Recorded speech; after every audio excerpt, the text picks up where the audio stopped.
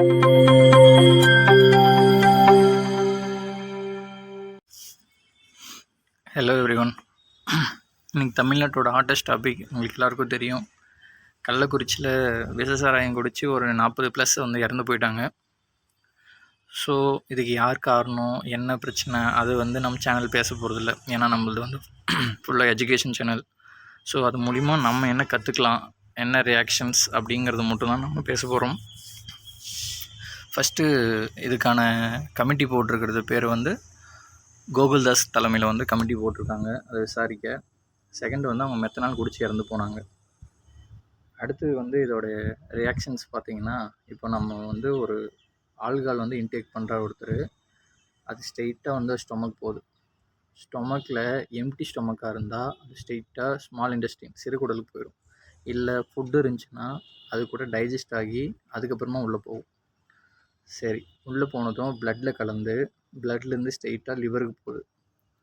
Liver என்ன அதோடைய வேலைன்னா, உடம்புல வர டாக்ஸிக் சப்ஸ்டன்ஸ், விஷத்தன்மையான பொருட்களை வந்து அதை ப்யூரிஃபை பண்ணுறது தான் லிவரோட வேலை. அது கெப்பாசிட்டி பார்த்திங்கன்னா 1 மணி நேரத்துக்கு 15 மில்லி லிட்டர் தான் லிவரால் ப்யூரிஃபை பண்ண முடியும். அதுக்கு மேலே வந்து எடுத்துக்கிட்டே இருந்தோம்னா லிவருக்கு அந்தளவுக்கு கெப்பாசிட்டி கிடையாது. இது ஃபஸ்ட்டு. செகண்டு பார்த்திங்கன்னா, அது ஸ்ட்ரெயிட்டாக போயிட்டு பிரெயினில் வந்து அஃபெக்ட் ஆகும் ஆல்கஹால். அது பிரெயினில் என்ன பிரச்சனை ஏற்படுத்துதுன்னா, இது வந்து நியூரான்ஸ், உங்களுக்கு எல்லாத்துக்கும் தெரியும். இது வந்து ஒன்றோட ஒன்று கனெக்ட் ஆகிருக்கும். இப்போது இங்கே போகிற ஆல்கஹால் வந்து இந்த நியூரான்ஸை வந்து அஃபெக்ட் பண்ணி அங்கே வந்து இந்த சிக்னல்ஸ் வந்து ஆக்சுவலி வந்து இந்த இடத்துல இந்த ஆக்சான்னு சொல்லுவாங்க, ஆக்சானில் வந்து ரிசீவ் ஆகி டென்ட்ரைட்ஸ் வழியாக வெளியே போகும். இதே மாதிரி ஒவ்வொன்றுத்துக்கு போகும். இது இந்த ஆல்கஹால் போயிட்டு அதோடைய ரியாக்ஷன்ஸை வந்து டிஸ்டர்ப் பண்ணி மாறி மாறி வந்து சிக்னல்ஸை ப்ரொடியூஸ் பண்ண வைக்கும். ஸோ இதனால் வந்து ஒரு மாதிரி பறக்கிற ஃபீலிங்கு, ஒரு ஹாப்பி ஃபீலிங் மாதிரி வந்து ஃபீல் பண்ணுறதுக்கெல்லாம் காரணம் இதுதான். ப்ளஸ் வந்து இந்த வேசோப்ரெசின், கார்டிசால் அப்படிங்கிற ஹார்மோன்ஸ் எல்லாத்தையும் வந்து அது தூண்டுறதும் சப்ரஸ் பண்ணுறதும் ஆல்கஹாலோட வேலை. ஃபஸ்ட்டு இந்த லிவரில் பாருங்கள்,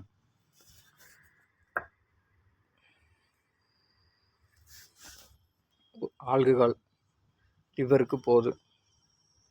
லிவரில் ஆல்கஹாலுங்கிறது வந்து என்னென்னா எத்தனால்னு சொல்லுவாங்க இல்லையா. எத்தனாலில் வந்து லிவரு ஆல்டிகைடாக கன்வெர்ட் பண்ணும். ஆல்டிகைடு அசிட்டேட்டாக வந்து மாறும். இப்போது இந்த ஆல்டிகைடுங்கிறது ஒரு டாக்ஸிக் சப்ஸ்டன்ஸ். இதை வந்து அசிட்டேட்டாக மாற்றி ஒரு நான் டாக்ஸிக் சப்ஸ்டன்ஸாக மாற்றி ஒரு நம்மளுக்கு அந்த என்ன சொல்கிறது, அந்த ஒரு பரவச நிலையை வந்து கொடுத்துட்டு நான் டாக்ஸிக்காக அதை முடிச்சிடுது. பட் வந்து இது தொடர்ந்து எடுக்கும்போது இதோட டாலரன்ஸ் லெவல் கூடி போயிடும். ஸோ அதனால் வந்து நிறைய எடுத்தால் தான் அந்த போதை வந்து கிடைக்கும். ஸோ அதனால் வந்து ஒவ்வொரு பார்ட்ஸாக டேமேஜ் ஆக ஆரம்பிக்கும். ஃபஸ்ட்டு லிவர் வந்து ரொம்ப வந்து அது ஒர்க்கு பண்ணி பண்ணி பண்ணி ஆட்டோமேட்டிக்காக லிவர் வந்து போக ஆரம்பிக்கும். அப்புறம் கிட்னி வந்து ஒவ்வொன்றா போக ஆரம்பிக்கும். ஸோ இது மாதிரி ஒவ்வொரு ஸ்பேர் பார்ட்ஸாக வந்து டேமேஜ் ஆகும். செகண்டு, இப்போது இவங்க இறந்தாங்க இல்லையா, இவங்க எடுத்தது மெத்தனால்.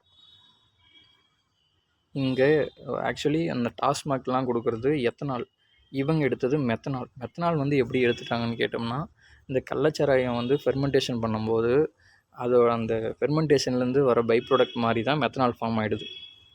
இப்போ அந்த மெத்தனால் வந்து என்ன ஆகும்னா